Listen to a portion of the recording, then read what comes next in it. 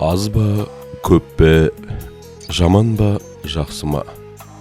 Абай атамыз айтқандай, бізде бір шама ғұмыр кешкен сияқтымыз. Балаларын оқытты, тоқытты. Ел қатарына қосу үшін қанаттыға қақтырмай, тұмсықтыға шоқтырмай, осы күнге жеткізген әуелі Алла, екінші ата-анамыздың арқасы. Қазір осы артта қалған қиыншылықтардың барлығы өмір лентасындай көз алдымыздан өтіп жатыр. Біреуден ілгері, біреуден кейін дегендей өмір кешкен екенбіз. Озғанын озып кетті деп қызғанбадық. Тозғанын тозды деп табалап тағы да көрген емеспіз. Өміріміздің алды үміт, арты өкініш болып жатады ғой. Бірақ өткен өмірімізге қарап отырсақ, өкініштен гөрі разылық, берекесі көбірек екен.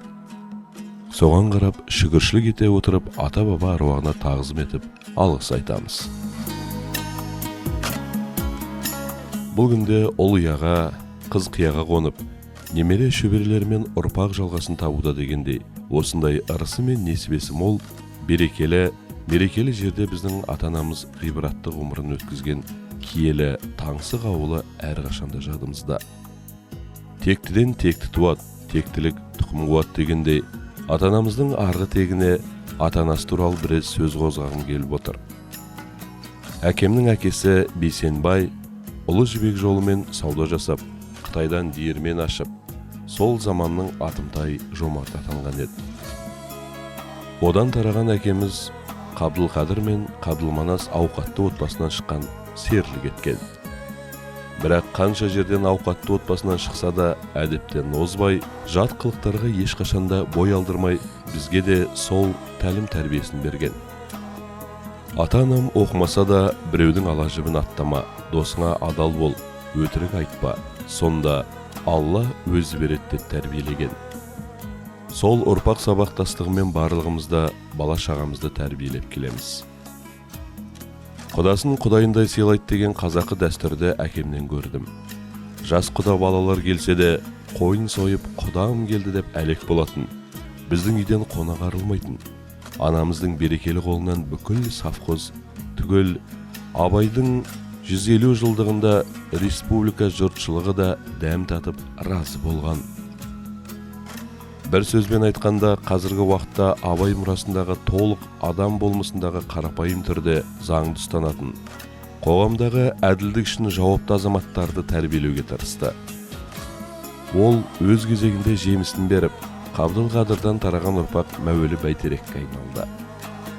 Өзге елдің сұлтаны болғанша, өз елінің ұлтаны бол деген қағидамен әкемнің басты мақсаты елге оралу болған. Сол мақсатта барлық байлық, мал мүлкісін Қытай жеріне тастап, 1955 жылы туған елі Қазақстанға оралған еді. Әкем таза, әділ жұмыс деп мұғалім болғанды жақсы көретін. Содан болар 3 қарындасымда мұғалім болған. Қазір немерелерінің ішінде 6-ы ұстаздық етуде. Өзі де немерелеріне есеп-қисапты көбейту кестесін жылдам әрі тез шығаруды үйреткен.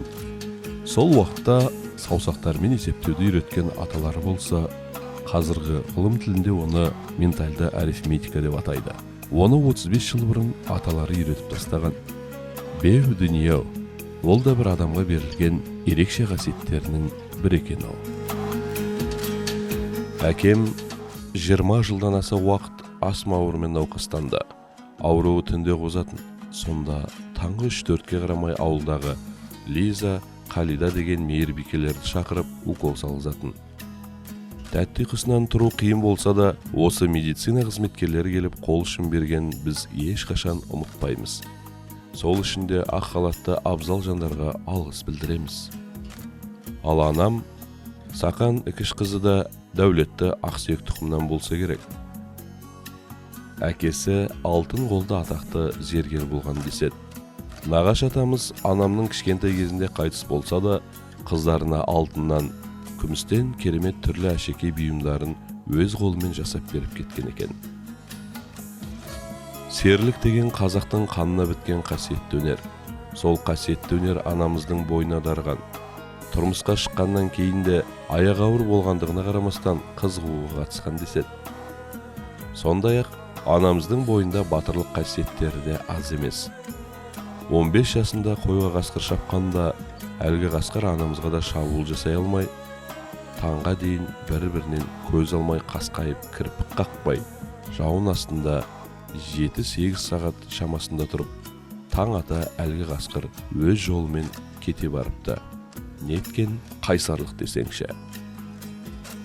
Осыған ұқсас жағдай 2000 жылдардың басында ауылға қасқыр кіріп жүрген қыстың бір күнінде бұрышта тұрған қасқырдан қорықпай, жылқыны босатып, қасқырдың шабуылдан аман алып қалған деседі. Батырлығынан бөлек әнімен әлдилеп, батасымен барлығымыздың тілеуімізді тілеп отыратын. Ешкімді жатсымай, аттарын атамай, бәрін еркелетіп, көкем, төрем, көкіш, әкетай деп еркелетіп, сол адамдарының шын аттарын бізде білмей осылай атап кеттік. Ерукеш тәтем айтқандай, сақан Қытайдан келгенде жалғыз едің, енді төркінге келгенде сенен бай жоқ. Алысты жақын ететін, жақынды туыс ететін сүйегі асыл жандар. Тектілігі тегінде болған ата-анамыз артында қалған ұрпақ үшін әрқашанда үлгі өнеге. Ата-анамыз немерелерге де сүйікті ата-әже бола білді. Қазірде балаларымыз ата-әжелерін еске алғанда ерекше сүйіспеншілікпен, махаббатпен айтатындығы бізді қуантады. Әрбіреуіміздің бөлек шаңырақ болып, осы дәрежеге жеткеніміз де ата-ана алғысы мен батасы болар. Олардың өмірлік ұстанымы Абай атамыздың сенбе жұртқа тұрса да қанша мақтап, әуре етеді ішінен қулық сақтап. Өзіңе сен, өзіңді алып шығар, еңбегің мен ақылың екі жақтап деп, бізді де адал еңбекке баулып жеткізді.